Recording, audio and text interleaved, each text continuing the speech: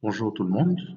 Euh, Dans cette vidéo, on va passer à la partie nettement plus difficile de ce cours. En fait, la partie qui est l'essence même de ce cours, qui est le calcul de la valeur des incoterms. Donc, si vous pouvez voir à notre page de départ, j'ai mis un tableau à titre illustratif de ce à quoi ressemble le tableau des calculs. Donc, pour ce faire, vous devez, si je me rappelle très bien de comment votre cours est structuré, vous allez retrouver le tableau des incoterms dans votre chapitre 2 avec les indications relatives à comment le tableau est utilisé. Mais dans ce cours, je vais vous expliquer plus en profondeur, exercice à l'appui, comment vous pouvez euh, euh, utiliser le tableau des incoterms pour déterminer le prix de vente d'une marchandise. Bien évidemment, on va commencer par les généralités. La question qu'il faut se poser, c'est comment aborder un problème sur les incoterms. La première des choses qu'il faut regarder, c'est l'énoncé. Le but d'un exercice sur les incoterms est généralement de déterminer la valeur d'un produit vendu selon un incoterm, ou selon plusieurs, comme on va le voir dans les prochains exercices. L'approche de la résolution d'un problème sur les incoterms dépend entièrement du type de l'énoncé. Donc, on a deux variantes.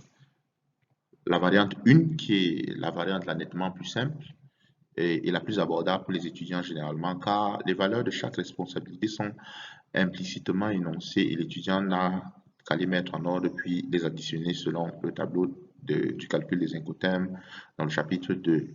Donc, je vous rappelle les pages B20 et B21.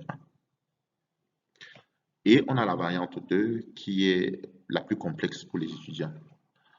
En effet, dans ce type d'exercice, les informations concernant le coût sont consignées dans des annexes ou généralement appelées dans des dossiers que l'étudiant doit savoir déchiffrer pour en extraire les informations à utiliser pour déterminer la valeur de la vente. Ces annexes, pour être très véridiques, ne sont pas difficiles à déchiffrer. C'est juste que généralement les étudiants font preuve d'une petite paresse et ils ne veulent pas lire les annexes pour essayer de déchiffrer les valeurs. Donc, pour pouvoir résoudre de, un problème de calcul de la valeur d'un incoterm, il faut avoir la table de répartition des coûts. Il faut avoir cette table de répartition des coûts en, en, en mémoire.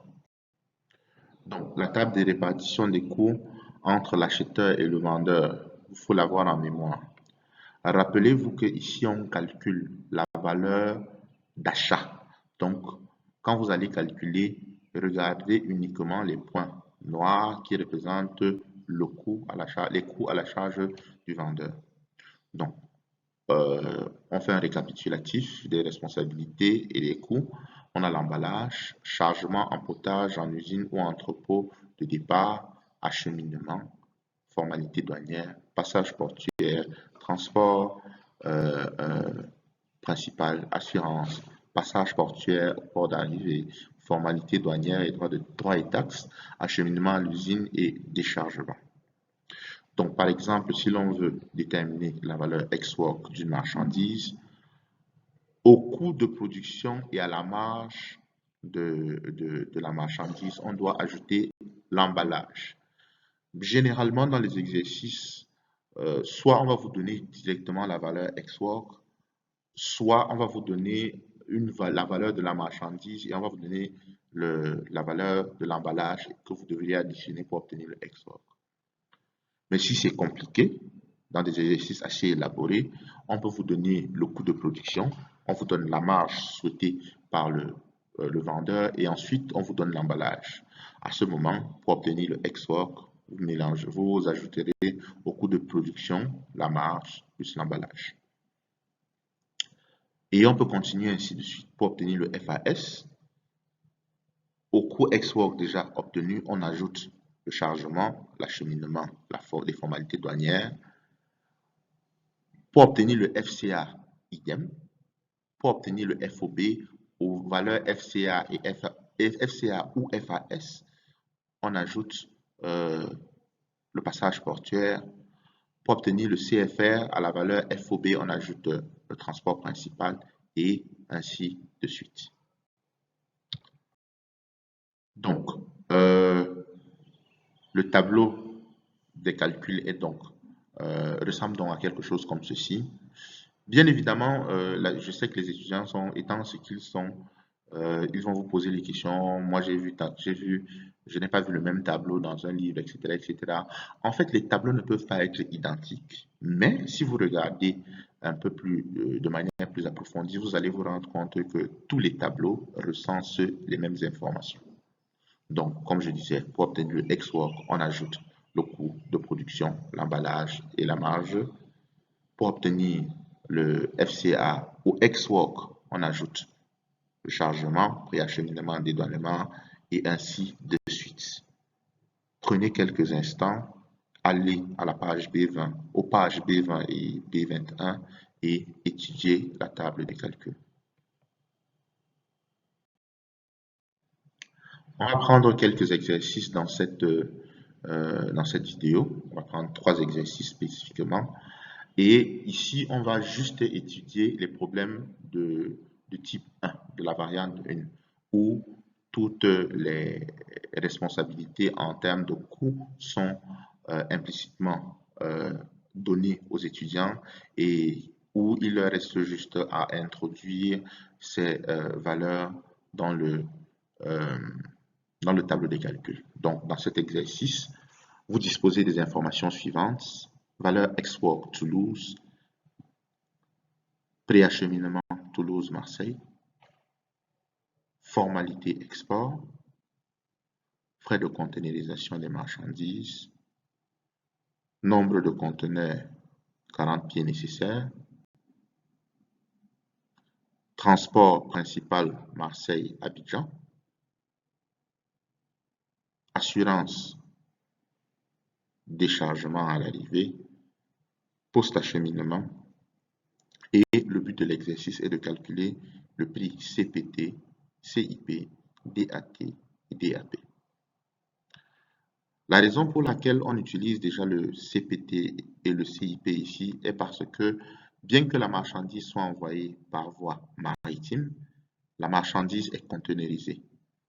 Rappelez-vous que le CPT est idoine pour les marchandises, pour les expéditions en maritime de marchandises conteneurisées.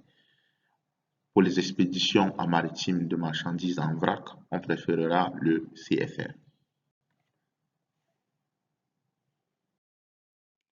Voici une ébauche de solution.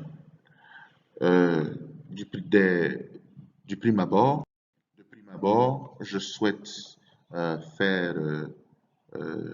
expliquer aux étudiants qu'il y a une toute petite erreur dans l'un des calculs. L'erreur qu'il y a dans un des calculs, je pense, nous allons le voir tout à l'heure.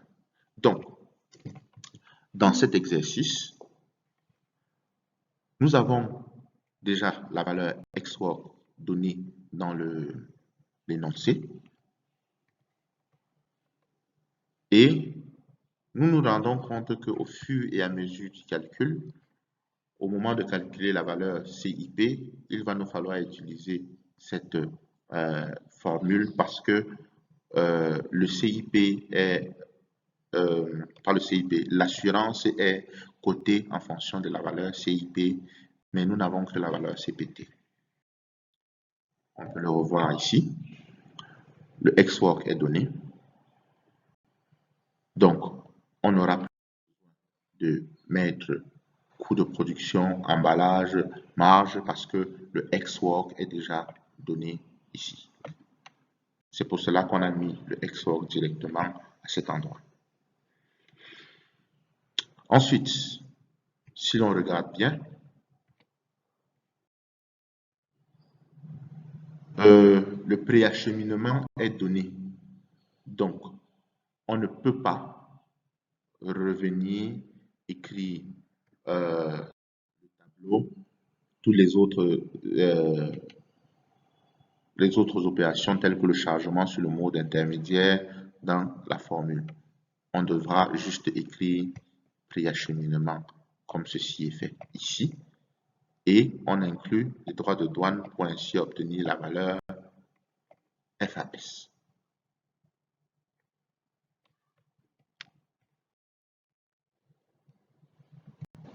Donc, dans l'exercice précédent, au fur et à mesure qu'on ajoute les valeurs, on obtient les valeurs CPT, CIP, DAT et DDP et DAP, pardon. Donc, j'exhorte les étudiants à essayer l'exercice. À chaque fois, si vous avez des difficultés, rentrez sur le tableau et mettez pause. Il existe une toute petite erreur dans le tableau au niveau de la conteneurisation. C'est dit 50% par conteneur et au moment du remplissage du tableau, j'ai omis ce fait. Donc, au moment où vous êtes en train de refaire l'exercice, tenez en compte que c'est 50% par conteneur, donc multiplié par 3, ça fera 150 et vous pourrez bien évidemment vous en sortir. Ensuite, on a l'exercice 2 qui est un exercice du même type. Juste qu'ici, les informations sont données sous une autre forme. Les informations sont données plus sous forme de liste, mais beaucoup plus dans un texte. C'est aussi un type d'exercice qui embête beaucoup les étudiants. Je ne le trouve pas complexe, mais les étudiants généralement le trouvent complexe. Et je pense véritablement, et je réitère mon propos, que c'est dû à une toute petite paresse de lire. Donc, ici encore, on verra que dans l'énoncé, la valeur ex-work de la marchandise est donnée. On verra également que la prime d'assurance est calculée en fonction du CIF plus 10%. Donc, on se servira de l'avant-dernière formule dans notre tableau des primes d'assurance comme discuté dans la vidéo sur les assurances. Et aussi, il est de convention que dans certains exercices, vous ayez à calculer en vous servant de plusieurs devises. Ici, c'est pour cela qu'on vous donne le taux de conversion de l'euro au dollar. Le fret maritime en réfrigéré est donné. Les droits de douane sont calculés en fonction de la valeur CIF. Les frais portuaires sont donnés. Les frais à l'arrivée de New York également. Préacheminement, etc., etc. La différence entre cet exercice et les autres exercices, l'exercice 1 que nous avons vu tout à l'heure, c'est que ici, les responsabilités en termes de coûts, en termes de frais, ne sont pas données dans l'ordre. Donc, c'est à vous de pouvoir retracer toutes les informations qui vous sont importantes. Le but de l'exercice est de trouver le taux de marge. Non, le but de l'exercice est de déterminer le prix FOP, CFR, CIF, DTP hors TVA. Et voici une ébauche de solution. Donc, le prix ex-work nous est donné, la valeur du prix acheminement, intervention du commissionnaire, etc. Tout nous est donné. Donc, vous pouvez mettre pause et essayer de voir si, avec moi, vous pouvez retracer toutes ces valeurs pour remplir le tableau. On peut retracer, par exemple, les frais portuaires ici. Vous allez voir aussi que certains frais sont donnés en dollars. Donc, pendant le calcul, ils sont reconvertis en euros dans certains cas. On voit le tableau. Le montant ex-work nous est donné. Au ex-work, on ajoute l'intervention du commissionnaire douanier, du commissionnaire de douane, pardon, le préacheminement et les frais pour obtenir le FOB, etc., etc. Sur notre page d'exercice, prenez bien en compte toutes les informations données et suivez à la lettre le remplissage du tableau des calculs. Si au moment du remplissage, vous n'avez pas certaines informations, ne vous en faites pas. Elles peuvent être consignées dans une valeur. Par exemple, au moment de déterminer le FOB, au niveau du préacheminement, dans le tableau, il y a le chargement sur le mode de préacheminement, mais ici ne figure pas.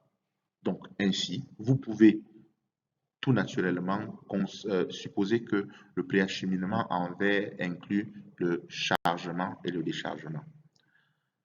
Malheureusement, il n'y a pas de méthode spécifique pour savoir à quel moment supposer cela. C'est en fonction du feeling de l'exercice que l'étudiant peut déterminer à chaque fois ce qu'il y a de nouveau dans ce qu'il y a de différent dans l'exercice. Nous revenons encore ici. Vous constaterez également que le post-acheminement à l'entrepôt, normalement, c'est que le post-acheminement doit être précédé du chargement et du déchargement. Ici, rien n'est dit, donc on va supposer que uniquement le post-acheminement est constitué en même temps des opérations de chargement. Bien évidemment, les frais portuaires. Dans les frais portuaires, nous avons séparé les frais portuaires en deux, la mise à quai et la mise à bord. Ici, il n'est nullement fait mention de mise à quai ou mise à bord. Donc, ce qu'on va faire, c'est supposer que ces frais portuaires comportent en même temps la mise à quai et la mise à bord. Ainsi, comme vous le voyez dans le tableau, on ne calcule pas la valeur face. On ne calcule pas la valeur face parce que on n'a pas la valeur de la mise à quai. Donc, on va directement à la valeur fort. Je tiens aussi à rappeler que fondamentalement, en ce qui concerne la théorie, nous ne devons pas calculer la valeur fort parce que la marchandise est envoyée en conteneurisé. Normalement, nous devons passer du ex-work directement vers le CFR car le FOB ne s'applique pas à cette expédition. Mais jusqu'à la mise à bord de la marchandise, nous pouvons simuler un FOB. Faites très attention pendant la résolution de vos exercices. Et enfin, on va parler de ce dernier exercice sur la société Choco, qui est aussi un exercice de la variante 1 qui a pour le même principe toutes les valeurs du fret, des frais et des responsabilités données.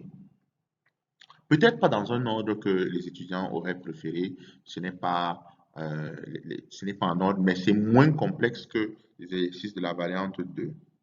C'est pour cela que vous constaterez qu'à la fin de cette vidéo, nous ne parlerons pas des exercices de la variante 2 ici, parce qu'elles sont tellement compliquées qu'elles méritent leur propre vidéo. Donc ici, on parle d'un négociant dont le siège est à Paris qui importe 200 sacs de cacao de Côte d'Ivoire. Chaque sac pèse 180 kg. La tare est de 2% de ce poids. Rappelez-vous que la tare est le poids à vide du contenant de la marchandise. Donc, si un sac pèse 180 kg, alors 2% de la valeur de ces 180 kg est le poids du contenant. Le prix d'achat au fournisseur est de 180 $ le sac. Le coefficient permettant de passer le prix d'achat au FOB Abidjan est de 10%. Donc, vous voyez que cet exercice a une autre teneur. Ici, on a le prix d'achat, la valeur de la marchandise achetée à l'entrepôt du fournisseur, et on nous donne un coefficient qui nous fait passer directement de cette valeur d'achat au FOB. Mais pour passer cette valeur, on nous parle ici d'une commission d'achat qui est égale à 3% du montant. Le fret maritime est de 150 € la tonne Quand c'est donné 150 euros la tonne ici, on peut aussi considérer que c'est une tarification à l'unité payante. Donc ici, il faudra déterminer le poids taxable. Mais c'est un peu plus facile ici parce qu'on ne nous a pas parlé du volume. On nous a juste donné le poids de la marchandise. Donc, on considérera une fois que le poids de la marchandise est le poids réel de la marchandise et le poids taxable. Donc, vous voyez que les exercices varient véritablement en fonction de la personne qui fait l'exercice. Très bien. L'assurance sera 6 pour 1000 du CFR. Donc, rappelez, vous regardez bien, ce n'est pas 6%, mais c'est 6 pour 1000. Donc, vous devez diviser 6 par 1000 et multiplier par le CFR pour obtenir l'assurance. À Rotterdam, les frais de déchargement s'élèvent à 3 euros par sac et les frais portuaires sont de 80 euros. La taxe phytosanitaire est prélevée à raison de 0,03 euros par kilo net. Vous voyez qu'ici, là, on a une nouvelle donne, la taxe phytosanitaire. La taxe phytosanitaire dont nous n'avons pas parlé dans les autres, dans les vidéos précédentes. Mais dans cet exercice, cette taxe existe. On nous dit exactement dans quel port la taxe phytosanitaire est prélevée. Donc, ça nous permet de savoir à quel niveau il faut calculer la taxe phytosanitaire. Nous avons le transport consécutif jusqu'en France. Donc, en fait, le préacheminement. Pardon, pas le préacheminement, le post-acheminement. Et nous avons tarif douanier, TVA. Et on nous dit explicitement que le nivellement se fait à Paris. On a la conversion de l'euro vers le dollar et on est taxé de calculer les valeurs FOB Abidjan, CIF Rotterdam, etc., etc. Vous voyez ici, c'est le DEQ. Donc, ceci nous permet de savoir que nous ne sommes pas dans les Incoterms 2010, mais dans les Incoterms 2000. Donc, cet exercice est à sa complexité à elle que les étudiants doivent maîtriser. Une ébauche de solution. Nous avons la valeur de la marchandise qui nous a été donnée comme étant égale à 47 500 $, car ceci est le prix unitaire par sac et nous avons 250 sacs. Nous avons décidé de faire notre tableau en euros. C'est pour cela que nous convertissons. Une fois que nous obtenons cette valeur, nous la convertissons en euros. Ensuite, on a cette partie qui est un peu complexe. On dit le coefficient permettant de passer ce prix d'achat au FOB Abidjan est de 10%. La commission d'achat se monte à 3% du montant FOB. En fait, tout cela signifie quoi? Que le FOB serait égal au coefficient plus la commission. Or, selon les dires de l'énoncé, le coefficient est égal à la valeur de la marchandise plus la valeur de la marchandise fois 10%, ce qui nous donne 48 831,78. Aussi, la commission est égale à 0,03 fois FOB. Donc, le FOB serait égal à ceci. Et en remplaçant FOB et en tirant la valeur de FOB, nous aurons la formule suivante. FOB égale à ceci. C'est bien évidemment ça qui est mentionné ici. Je vous comprends si vous me demandez comment est-ce que j'ai su ça. En fait, il n'y a pas de formule. Tout ce qui dépasse généralement les étudiants dans un problème sur les incoterms, c'est le français. Si le français est assez soutenu, les étudiants se perdent. Donc, pour pouvoir savoir ça, si au niveau je vous conseille de bien lire vos énoncés, premièrement. Deuxièmement, ne pas vous dire forcément que tous les exercices se ressemblent. Et en dernier, avoir l'esprit ouvert.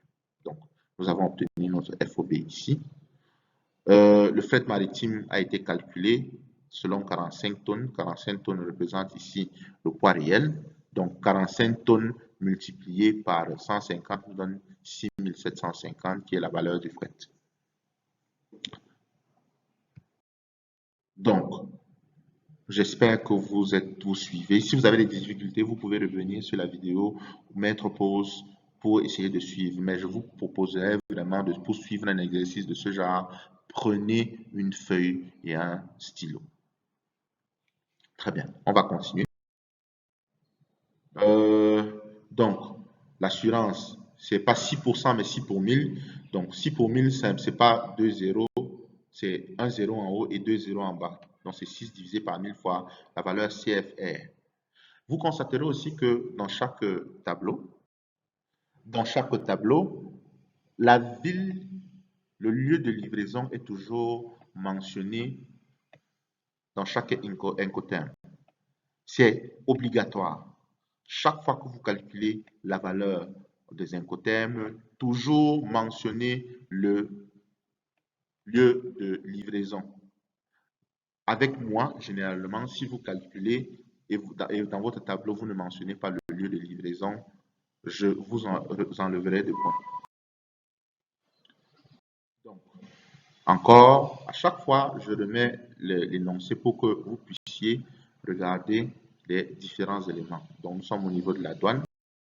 Et enfin, nous obtenons comme valeur DDP 70 793,59 euros. Je sais que à la fin d'une vidéo aussi complexe, il y a des questions et je suis ouvert à toute question et à toute interrogation. Mais avant de me poser les questions, rappelez-vous, je vous pose généralement cette question. Vous avez lu votre support? Merci beaucoup et bonne journée.